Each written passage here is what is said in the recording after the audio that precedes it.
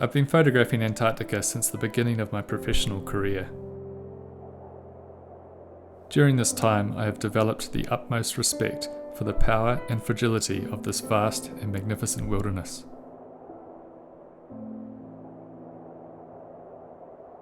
Antarctica is many things. It's silent, yet deafening. Gentle, but deadly. Beautiful, and terrifying. It's a dynamic continent, incomprehensible in scale and complex in structure. Down here, nothing is stationary. The only constant is change. Over the years documenting Antarctica with my camera, nothing has been more evident than this constant change. It's not only evident in nature, with changes in ocean temperatures, weather patterns, ice volumes and wildlife populations, but also in tourism, which has increased tremendously, last season bringing over 50,000 tourists to the Antarctic Peninsula alone. Another noticeable and increasingly evident change in this period has been the recovery of the humpback whale populations on the Antarctic Peninsula after industrial whaling almost wiped them out. The whales arrive in their thousands every summer to feed in the cold, nutrient-rich waters of the Antarctic Peninsula. In February 2020, I was invited to join a team of scientists undertaking humpback whale research on the peninsula with Conservation International. Once again, Antarctica had called, and I jumped at the opportunity.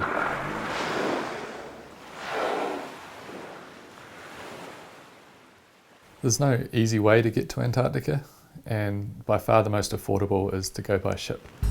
And that usually involves crossing the Drake Passage, which is a 600-mile wide gap between the Andes and the Antarctic Peninsula.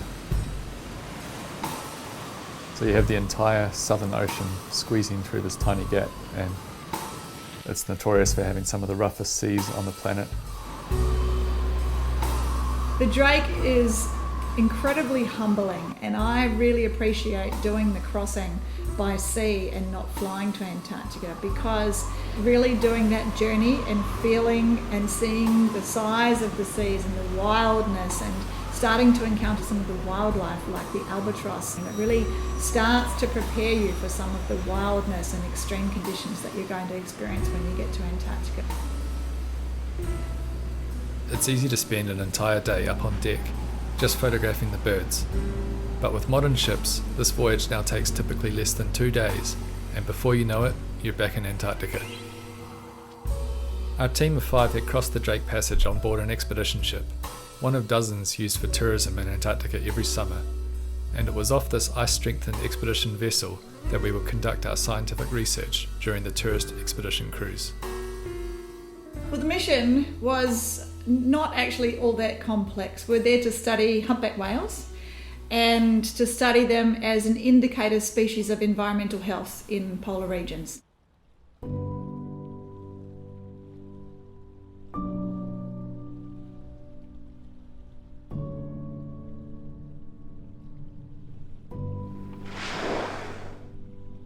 My job on the team was to be behind the camera and photographing whales' tails and documenting the behaviours that we encountered down there in order to contribute to the photo identification of the animals.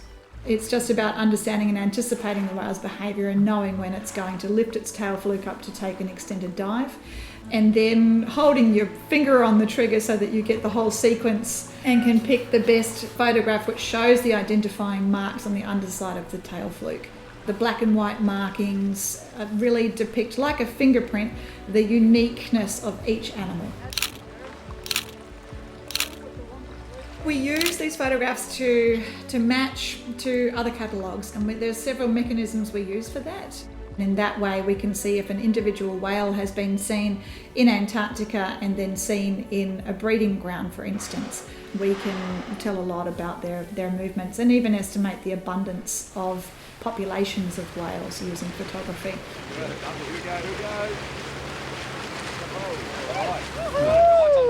Nice Nice, Luke. Well, my job on the team is to document what we're doing down here in Antarctica. So telling the story of the research and communicating that with our audience. A lot of the photography I'm doing down here is with the use of UAVs or drones.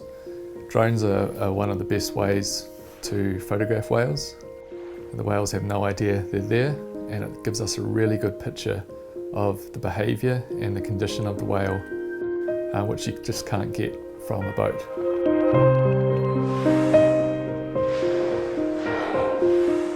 It's become a really powerful tool in the observation of whale behaviour.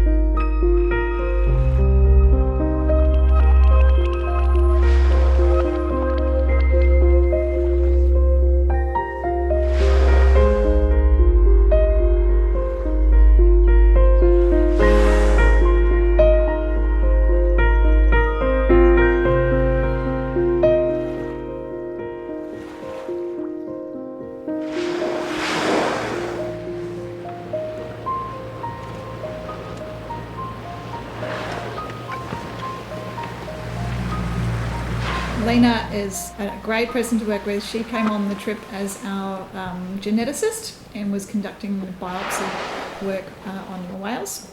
So getting a biopsy sample from a whale requires quite a few things to align. Obviously, first you have to find a whale and get close to it, but the whale also has to cooperate to some extent. So the whale has to tolerate you coming close to it, and it needs to stick enough of its body out of the water for you to be able to get a biopsy. Come on, Ots. He's actually looking pretty sketchy, isn't he? He's like right in front of us. Oh. So usually we wait for them to do what's called a round out, where they curve their back as they go dive, because that's the biggest target, and then you have the best chances of getting your shot.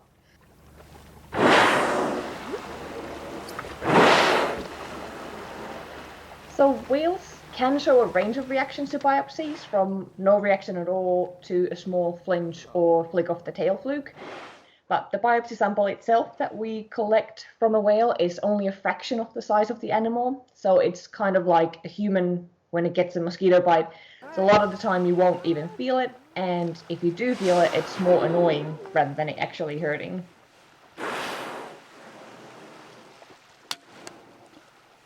So that whale is a whale that we've now got a dorsal fin, a fluke ID, and a biopsy. The small piece of skin and blubber that we collect through a biopsy can tell us quite a lot about the whale. So for example, we can obtain the sex of the whale, and we can genetically identify each individual animal. And by analyzing the sample for stable isotopes, we can tell what the whale has been eating. And by analyzing the hormones found in the blubber, we can tell, for example, if the whale's pregnant. So wait for the wedge. Yep, either one.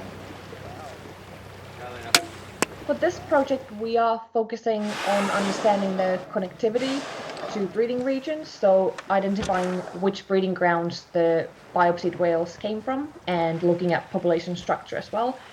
And we will also use the biopsy data to look at the physiological change in the whales in response to fluctuating prey availability in the Antarctic, as well as measuring the levels of persistent organic pollutants in the whale's tissue. Oh, yep.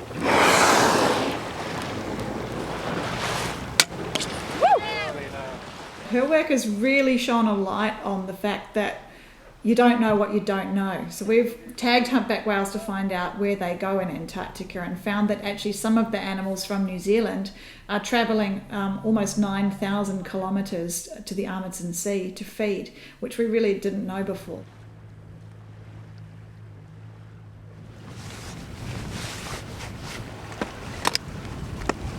Will's the acoustician working for California Ocean Alliance. All good. And his job on the team was to help us understand the acoustic world and learning about the impacts of tourism and ships on whales. Yeah, so we're deploying the sound trap hydrophone in one of the enclosed bays here in Marguerite Bay. Gonna have this recording about a mile or a mile and a half from where they're doing their passenger landing and see if we're picking up the Zodiacs this far inside of the enclosed bay. So we'll let it drift out here for a couple of hours while we go look for whales and collect some useful baseline data in the meantime. Tourism in Antarctica is growing. I think last season, or the season of 2018-19, there was around 55,000 Antarctic tourists, of which around 44,000 actually went ashore. Most of the Antarctic tour operators, or a large part of them, are preparing to launch new ships. So we will be in essentially, doubling the amount of tourists that are going to Antarctica in the next 3 to 5 years. There are plans for that industry to grow quite substantially, and I don't know that we are prepared for managing the impacts at that scale. Antarctica is just an incredible place to photograph. Even though I've been coming here nearly 20 years, there's always something down here that you've never seen before, and that keeps you coming back. The one day we were out and we noticed these whales were starting to feed on the surface.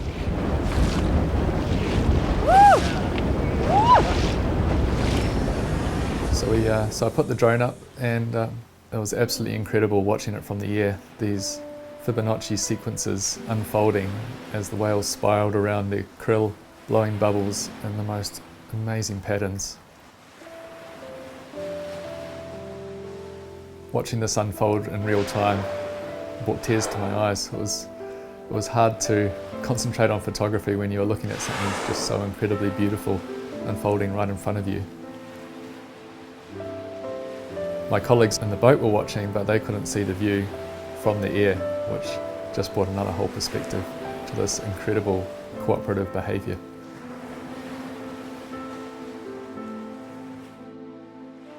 Bubble netting is extraordinary to encounter because it really requires coordination between animals.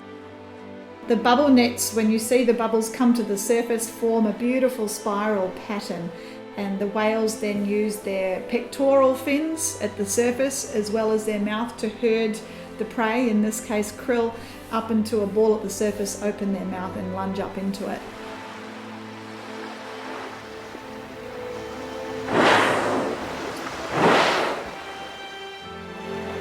Quite often when you're flying a drone down here, you can't see the whales until they're right on the surface. So you've usually got a matter of seconds to locate them in camera, get your drone overhead before they disappear again. One of the best ways to find out where the whales are going to surface is to watch the birds.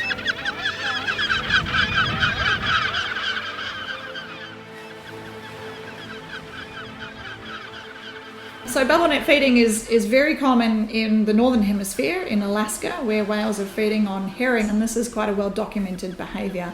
Interestingly, this is not, or hasn't been until recently, a common behaviour seen in Antarctica, but in the last, say, 5 to 10 years, it's certainly been increasing in the encounters of bubble net feeding, and there's still a lot of questions to be answered about bubble net feeding in Antarctica.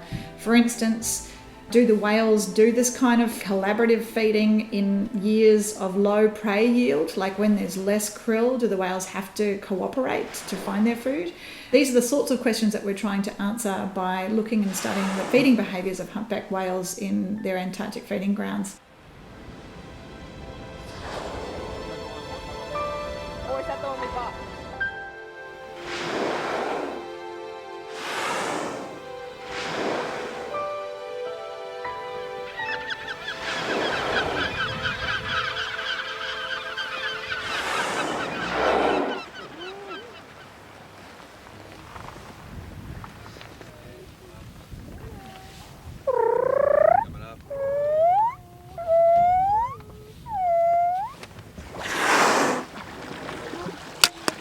Nice. It's a very calm, clear, beautiful still day in Antarctica. Quite a rare event. We got at least 6 humpbacks around us.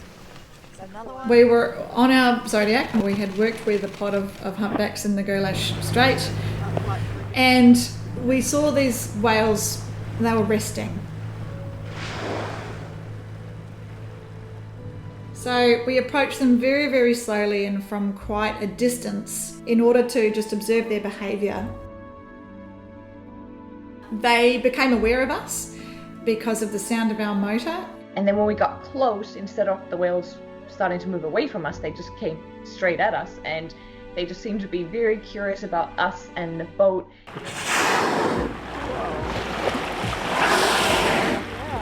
There wasn't much going on at this point in the Galaxiid. We were probably the most exciting thing that was happening just then. Oh my god. Hello. Oh, hello. Look how cool. Yeah, it's really staring at us. Hello. Beautiful. The whales came to us and circled around to take a look, and there was one of the 3 animals that almost took the boat to be theirs, and it looked as if he was trying to keep the other whales away from us. He or she was always within a few meters of our vessel for about an hour. We couldn't have moved if we'd tried to, because the animal was showing so much interest in us. It was going right underneath the vessel, turning on its side, looking at the vessel, but looking at us. It was literally less than a metre away and could very clearly see us.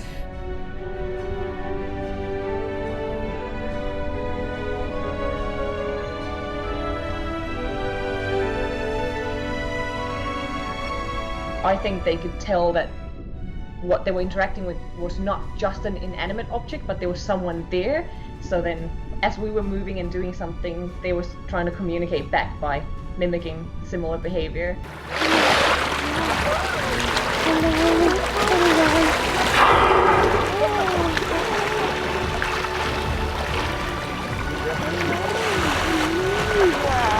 That was a pirouette. That was a full pirouette. We just all put down our tools and really tried to be present in that moment and interact with that wild 40-ton animal that was choosing to make friends with us.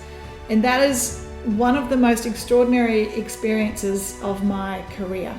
Just reaching out and waving my hand above the surface of the water where the animal was just below us. The animal looked up at us and it actually waved its pectoral fin back. Hello.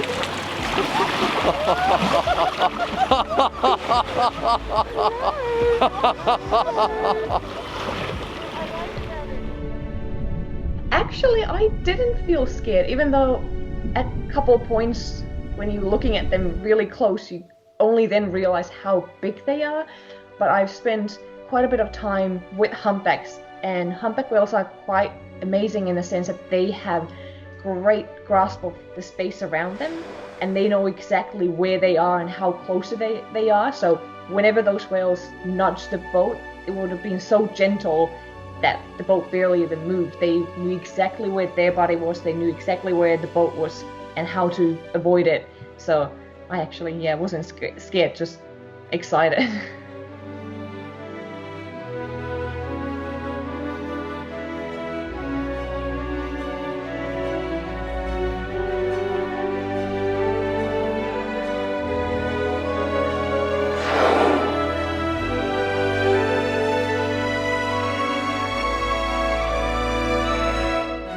Yeah, still can't believe that it actually happened. The experience really touched our hearts, and it was very hard to focus on the task at hand of conducting science for the rest of the afternoon. Everybody felt like they were floating and had this very euphoric feeling about the whole team. Just a few days after returning home from this expedition, countries around the globe began closing their borders due to the COVID-19 pandemic. This film was put together in social isolation, the interview is conducted over Skype. With international travel and tourism now extremely limited for the foreseeable future, the next summer for Antarctic whales will likely be their quietest in decades.